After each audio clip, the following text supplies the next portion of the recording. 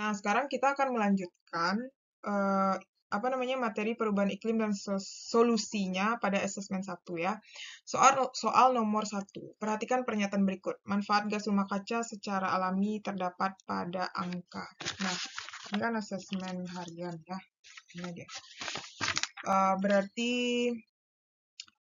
jawabannya ini adalah nomor nomor 1, menjaga suhu bumi tetap hangat, iya benar. Nomor 2 enggak, yang ketiga menyebabkan bumi tidak membeku seluruhnya, ya 1 dan 3 ya, B. Nomor 2, makin banyak industri yang terdapat di suatu daerah akan mempengaruhi suhu di daerah tersebut.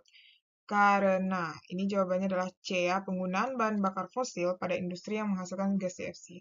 Nah, jadi nanti kalau misalnya adik-adik ada pertanyaan, ada jawaban yang lain, mungkin bisa kita diskusikan jawabannya, karena aku jawabnya juga nggak pakai kunci, aku nyari di Google aja mana yang benar gitu. Jadi kita sama-sama belajar ya, jangan ditelan mentah-mentah gitu, saling diskusi aja, oke?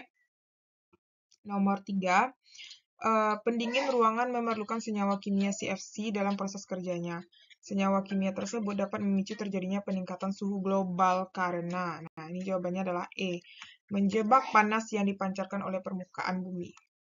Nomor 4, kegiatan peternakan makin berkembang seiring bertambahnya jumlah penduduk. Namun selain dapat memenuhi kebutuhan pangan manusia, kegiatan ini juga mendorong perubahan iklim karena.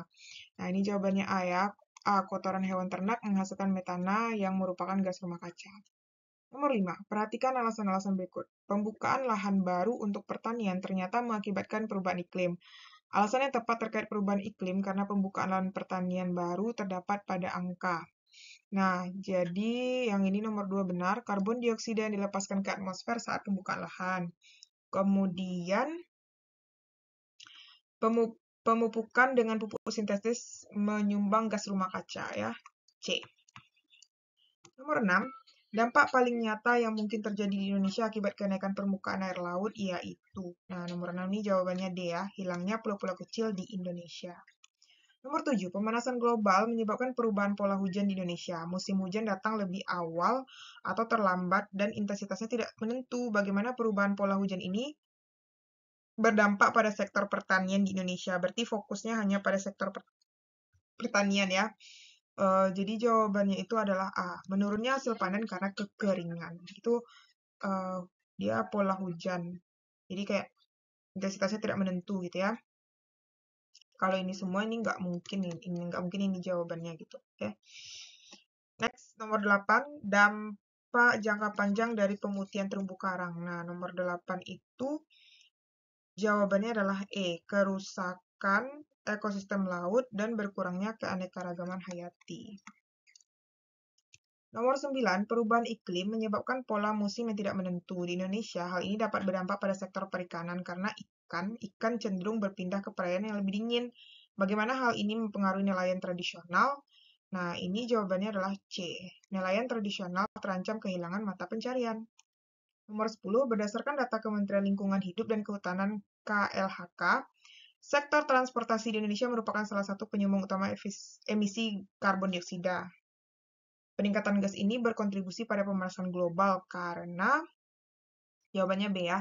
Pembakaran bahan bakar fosil menghasilkan CO2 yang memerangkap panas di atmosfer. Oke, sekali lagi kakak ingetin, kita sama-sama belajar ya. Jadi kalau mungkin ada yang keliru atau mungkin ada yang ragu, bisa kita diskusikan di kolom komentar. Oke? Nah, sekarang kita kerjakan yang esai. Nah, mungkin adik-adik bisa baca di sini masing-masing untuk jawaban soal esai nomor 1. Ini nomor 1 ya. Terus ini nomor 2.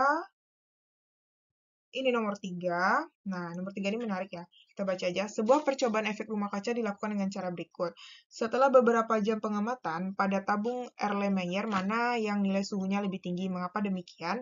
Nah, setelah beberapa jam pengamatan tabung Erlenmeyer yang berisi campuran cuka dan CaCO3 akan menunjukkan suhu yang lebih tinggi. Berarti ini lebih tinggi dibandingkan dengan tabung Erlenmeyer yang hanya berisi cuka.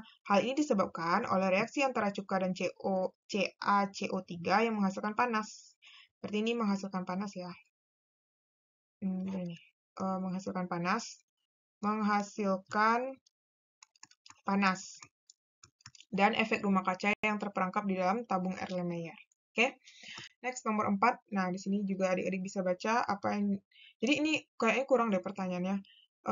Jadi pertanyaan itu pengaruh El Nino dan La Nina terhadap terjadinya bencana. Nah, kita harus tahu dulu apa pengertian masing-masingnya ya. Nah, kalau El Nino itu kan fase hangat ditandai dengan pemanasan suhu permukaan air laut di Pasifik Timur. Berarti fase hangat ya. Kalau La Nina tuh fase dingin. Nah, jadi akibatnya itu adalah El Nino dan La Nina itu kalau El Nino itu cenderung menyebabkan kekeringan karena dia fase hangat ya. Sedangkan kalau La Nina itu berpotensi meningkatnya curah hujan gitu. Oke? Nomor 5, 1 ton metana lebih berbahaya dibandingkan dengan 1 ton CO2. Benarkah pernyataan tersebut? Ya, benar ya. Karena 1 ton gas metana itu ternyata memiliki efek rumah kaca 28 kali lebih parah loh daripada 1 ton CO2 dalam kurun waktu 1 tahun. Oke, adik-adik, kalau ada pertanyaan boleh komen di kolom komentar.